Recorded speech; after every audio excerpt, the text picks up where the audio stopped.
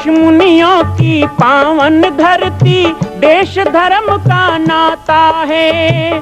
कहते सारे लोग यही हैं, गो हमारी माता है।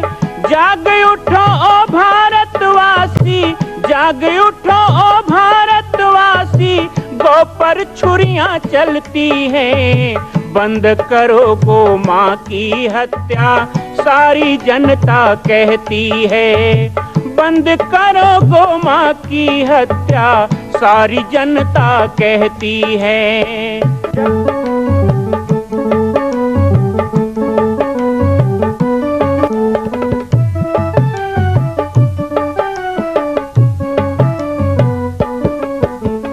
जगह जगह पर बूचड़ खाना, लाखों गौएं कटती हैं।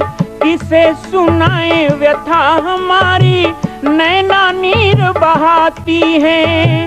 रक्षा करना गौ माता की, रक्षा करना गौ माता की, गीता ज्ञान सिखाती है।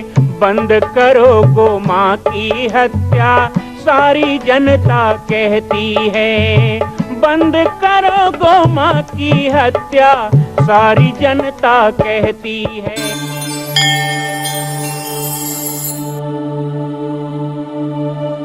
जय माता दी। बाबा जी की पाती कार्यक्रम में आज सप्तमी तिथि में आप सभी का स्वागत है। पाटेश्वर सेवा संस्थान के द्वारा बहुत सारे उपक्रम किए जाते हैं जो समाज में प्रेरणा का केंद्र बने। इसी क्रम में 2 वर्ष पहले हमने एक नए परंपरा की शुरुआत की। मुझे ऐसा लगता है कि प्राचीन समय में ऋषि मुनियों ने इस परंपरा को चलाया होगा, तभी हमारे हृदय में परमात्मा ने वह प्रेरणा दी कि इसे पुनः प्रारंभ करने की आवश्यकता है। सुहागन पूजा, सुहागन माताओं का पूजन होना चाहिए। हम कन्याओं का पूजन करते हैं, सुहागन माताओं का क्यों नहीं? इसीलिए हमने एक परंपरा प्रारंभ की। आश्विन नवरात्रि और चैत्र नवरात्रि की सप्तमी को शीतला सप्तमी कहा जाता है और उसी दिन परंपरा प्रारंभ हुई सुहागन पूजा की। कंडोरा जसपुर में यज्ञ हुआ, सुतिया पाट में यज्ञ हुआ, नवरात्रि में राजनांदगांव में यज्ञ हुआ। जहाँ जहाँ पर भी नवरात्रि के कार्यक्रम थे, हमने नवरात्रि के सप्तमी को सुहागन पूजा का आयोजन किया। जिस समय हम पाटेश्वर धाम में होते हैं तो पाटेश्वर धाम में सुहागन पूजा का आयोजन होता है। पिछले वर्ष भी बहुत ही सुंदर आयोजन नंदीशाला गो अभ्यारण्य में किया गया था। इस वर्ष हमने श्री सीता रसोई पाटेश्वर धाम में इसका आयोजन किया। आप सभी को आइए, हम कुछ दृश्य भी दिखा रहे हैं सुहागन पूजा का। बहुत ही सुंदर मंत्रोच्चार के साथ सुहागन माताओं को आमंत्रित कर बैठाकर उनका चरण पखारना, उनको माहौर लगाना, उनको सिंदूर, बिंदी, सुहाग की सामग्री दान देना, साड़ी वस्त्र देना, सुस्वादु भोजन पवा करके उनको तृप्त करना और हाथ जोड़कर प्रणाम आरती कर उनसे आशीर्वाद लेना। हम सबको यह परंपरा निभानी चाहिए। मैं आप सबसे चाहूँगा हर नवरात्रि में आप ये नियम बना लें कि सप्तमी को हम जरूर सुहागन माताओं का पूजन आयोजित करेंगे। आप 1 माता की पूजा भी कर सकते हैं, 3 माता की पूजा कर सकते हैं, 5 या 11 माता की पूजा का भी आयोजन कर सकते हैं। आप अपने घर में भी अपने बेटी बहुओं जो सुहागन हैं उनका पूजन करके आनंद ले सकते हैं, आशीर्वाद ले सकते हैं। यत्र नागस्तु पूज्यन्ते रमन्ते तत्र देवता, इस भावना के साथ आइए पुनः आज जोड़ते हैं गोभक्तमाल कथा के दिव्य प्रसंगों से।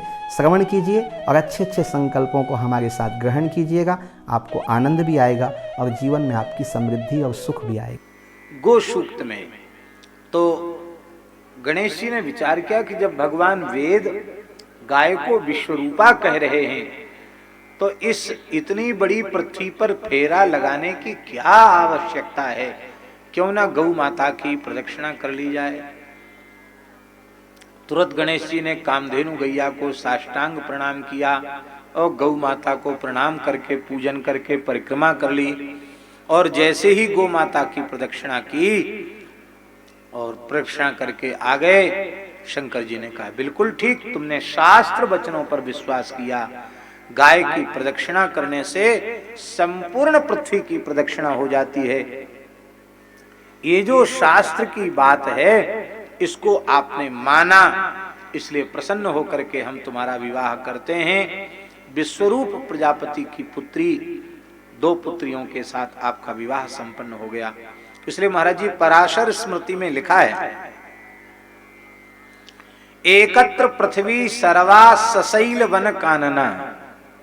एकत्र माने एकस्मिन् स्थले, एकत्र पृथ्वी सर्वा सशैल वन कानना, तस्या गौ ज्यायसी साक्षात एकत्रो भयतो मुखी। एक ओर संपूर्ण वन पर्वत समुद्रों के सहित पृथ्वी हो और दूसरी ओर उभयतोमुखी गाय हो। उभयतोमुखी गाय जानते हैं? दो मुंह वाली गाय। आप लोगों ने देखी दो मुंह वाली गाय? फिर क्या देखा आप लोगों ने? जब दो मुंह वाली गाय नहीं देखी तब क्या देखा? अच्छा ये बताओ, किस किस के घर में गाय है? झूठे ही हाथ मत उठा देना। धन्य है, निश्चित छत्तीसगढ़ महतारी जिसको लोग बोलते हैं वो धन्य है, क्योंकि इतने लोग हाथ उठा रहे हैं कि हमारे घर में गैया, हमारे घर में गैया। बहुत अच्छी बात है, आप सब अभिनंदनीय हैं। सबके घर में गाय है। तो गाय को बछड़ा बछिया देते हुए देखा है आपने कि नहीं? जब घर में गैया है तो जरूर देखा होगा। तो जिस समय बछड़ा या बछिया जन्म लेती है, गाय के योनि मार्ग से उसका मुख बाहर निकलता है, उस समय गाय के दो मुंह हो जाते हैं कि नहीं? एक तो सामने वाला मुंह, एक पीछे वाला मुंह। इसको कहते हैं उभयतोमुखी गाय। दो मुख हो जाते हैं गाय के। तो सारी धरती की, ब्रह्मांड की प्रदक्षिणा से उस उभयतोमुखी गाय की प्रदक्षिणा का पुण्य अधिक है। उस समय यदि कोई गाय की परिक्रमा कर ले, पर ध्यान रहे गाय के निकट नहीं जाना चाहिए, उससे गाय को प्रसव में वेदना होती है। उसका उत्तम उपाय यह है कि जिस बाड़े में गाय हो उस बाड़े की प्रदक्षिणा कर ले। संपूर्ण पृथ्वी की प्रदक्षिणा का पुण्य प्राप्त हो जाता है। और महाराज जी लिखा है, उस समय उभयतोमुखी गाय को देखकर किसी पवित्र अग्निहोत्री ब्राह्मण के नाम गोत्र का उच्चारण करके कह दिया जाए, अमुक गोत्र के ब्राह्मण को यह उभयतोमुखी गाय हमने दी, केवल इतना ही कह दे तो संपूर्ण पृथ्वी को रत्न से मंडित करके सुवर्ण से परिपूरित करते हुए जो दान का पुण्य होता है वह उस गाय के दान से प्राप्त हो जाता है। संपूर्ण पृथ्वी के दान का पुण्य, रत्न मंडिता पृथ्वी के दान का पुण्य प्राप्त हो जाता है। संपूर्ण पापों का क्षय हो जाता है, उसे अनंत काल तक स्वर्ग में निवास प्राप्त होता है। और जब पुण्य क्षीण हो जाता है और धरती पर जब वह पुनः जन्म लेता है तो संपूर्ण पृथ्वी का चक्रवर्ती सम्राट होता है। ये शास्त्र में लिखा है। इसलिए अपने जीवन में कभी न कभी उभयतोमुखी गाय का दान अवश्य करना चाहिए। हम लोग तो जो कुछ करें वो ठाकुर जी की प्रसन्नता के लिए करें, उनके चरणों में उसका फल निवेदित कर दें। हमको स्वर्ग वर्ग की ज्यादा जरूरत नहीं है। स्वर्ग नरक अपवर्ग आस नहीं त्रास है, जहां राखो तह रहो मान सुख राशि है। केवल एक प्रार्थना है, देहु दया कर दान, न भूलों के लिखो, भगवत बलित तमाल बिलो कौवे लिखो। हे नाथ, और कुछ नहीं चाहिए। जो कुछ करना है श्री ठाकुर जी, श्री जी के चरणों में निवेदित कर दे।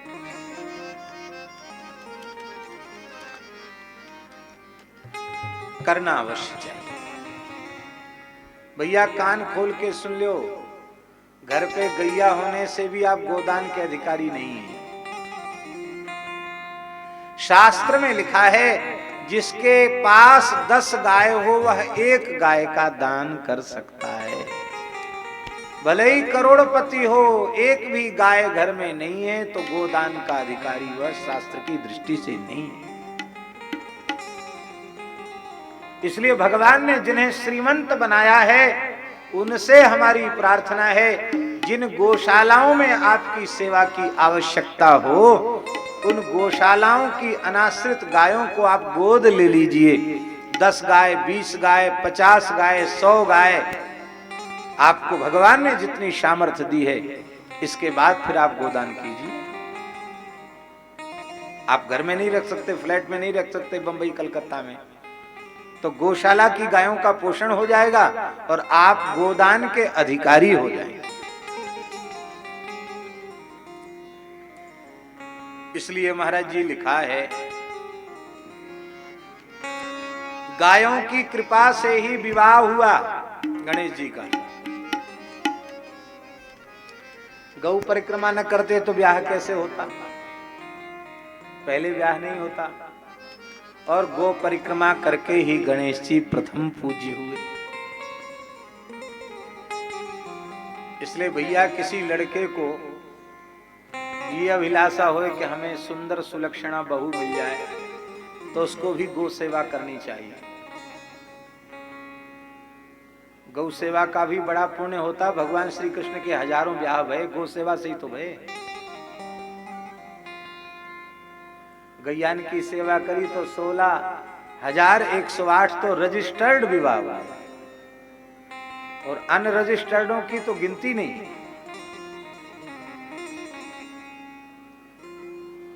इतने विवाह तो रजिस्टर्ड है, पक्के द्वारिका लीला में।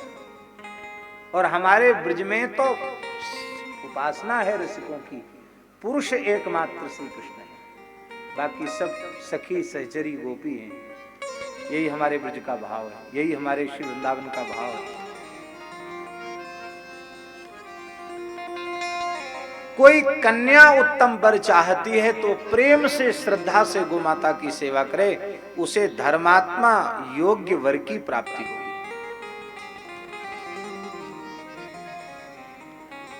इसलिए महाराज जी पराशर स्मृति में लिखा है, गवाम दृष्ट्वा नमस्कृत्य कुर्याच्चैव प्रदक्षिणाम् प्रदक्षिणीकृता तेन सप्तद्वीपा वसुंधरा। गायों को देख करके जो प्रणाम करता है, माताओं को पंचांग प्रणाम करना चाहिए और पुरुष वर्ग को साष्टांग प्रणाम करना चाहिए। गायों को देखकर नमस्कार करता है, उनकी परिक्रमा करता है, मानो उसने प्रदक्षिणा कृता तेना सप्तद्वीपा वसुंधरा, सप्तद्वीपवती पृथ्वी की उसने प्रदक्षिणा कर ली, जिसने गोमाता की परिक्रमा कर ली। आप लोग बोलें, मातरः सर्वभूतानां, मातरः सर्वभूतानां। ये हम सबकी भाषा है, मूल भाषा। 36गढ़िया भी आपकी मातृभाषा है, लेकिन छत्तीसगढ़ी भाषा क्या कहते हैं? सबले बढ़िया छत्तीसगढ़िया, वो भी आपकी भाषा है। लेकिन विश्व की समस्त भाषाओं की जननी संस्कृत है। मनुष्य मात्र की मूल भाषा संस्कृत है। इसलिए हमें अपनी भाषा, जो मूल भाषा है, उसे बोलने में संकोच नहीं करना चाहिए कि हम तो गांव के हैं, हम कहाँ संस्कृत बोलेंगे।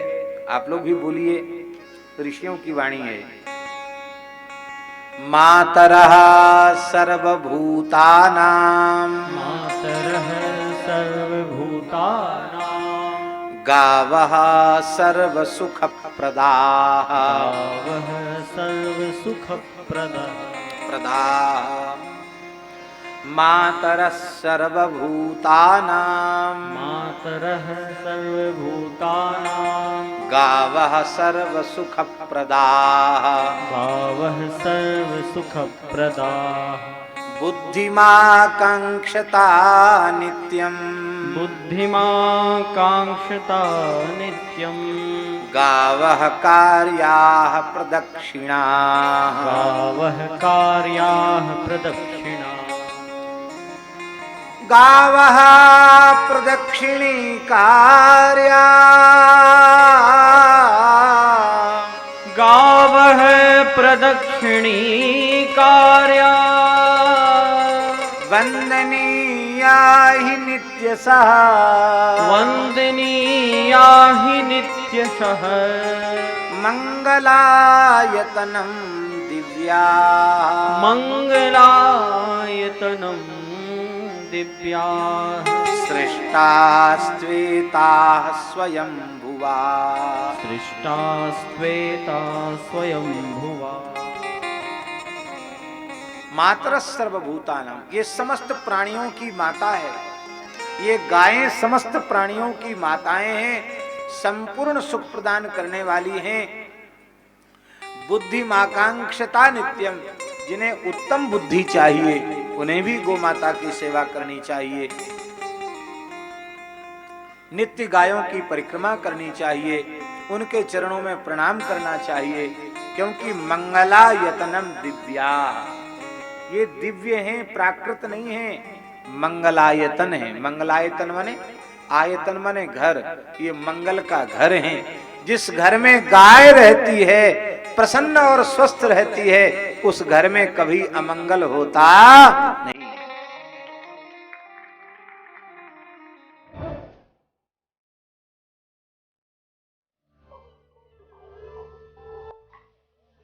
सर्वमंगल मांगल्ये शिवे सर्वार्थ साधिके शरण्ये त्र्यंबके गौरी नारायणी नमोस्तुते। सप्तमी के पावन पर्व पर मां कालरात्रि के पूजन उपरांत आज सुहागन माताओं के पूजन का कार्यक्रम श्री सीता रसोई में रखा गया। सीता रसोई पाटेश्वर धाम में प्रतिदिन चलने वाला एक प्रसादी का केंद्र है और ऐसे केंद्र में नवरात्रि में मां अन्नपूर्णा के स्वरूप हमारी माताओं का हम थोड़ा सा पूजन करेंगे, उनको भोजन कराकर दान मान से सम्मानित कर उनका प्रणाम कर उनसे आशीर्वाद देंगे।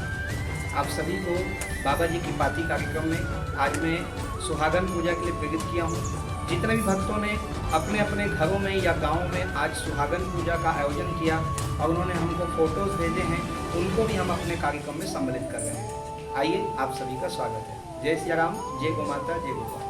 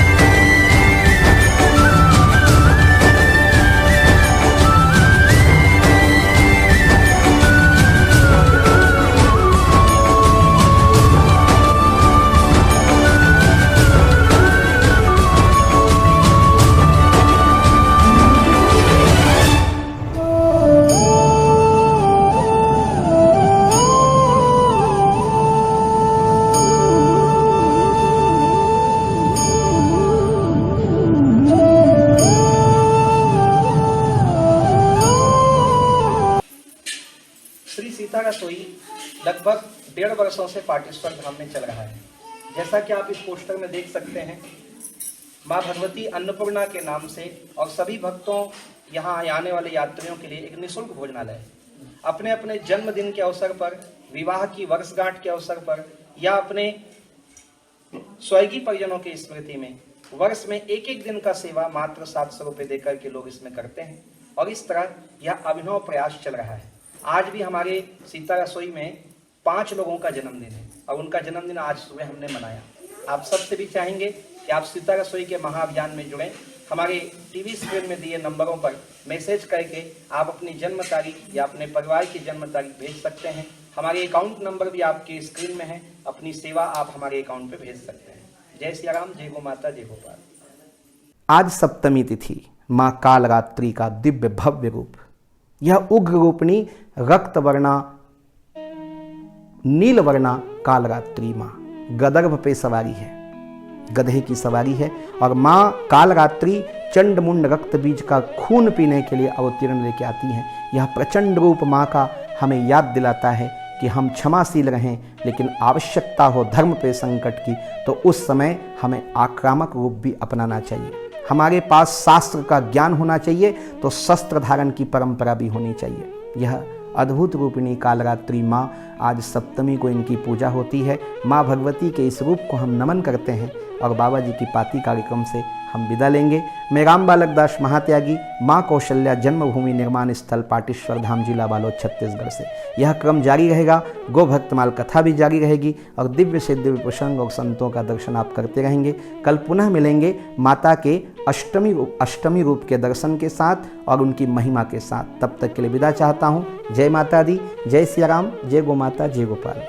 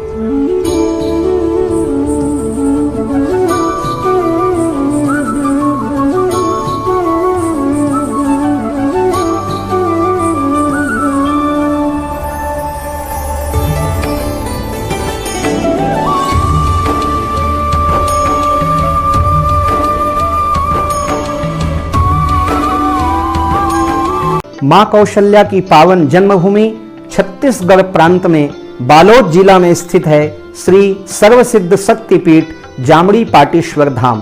परम पूज्य सद्गुरुदेव राजयोगी बाबा जी की तपस्थली श्री पाटेश्वर धाम और विश्व के अद्वितीय माँ कौशल्या जन्मभूमि मंदिर निर्माण का दर्शन करने और इसी प्रकार समसामयिक विषयों पर अपना ज्ञान वर्धन करने के लिए और 10,000 गायों के लिए बनने वाले श्री हनुमान नंदीशाला गो अभ्यारण्य का समाचार प्राप्त करने के लिए आप सभी देखते रहें YouTube चैनल पर राम बालक दास, और हमारे चैनल को आप सभी सब्सक्राइब करें, घंटी का बटन दबाएं ताकि आप सूचनाओं से जुड़े रह सकें। जय श्री राम, जय गो माता, जय गोपाल।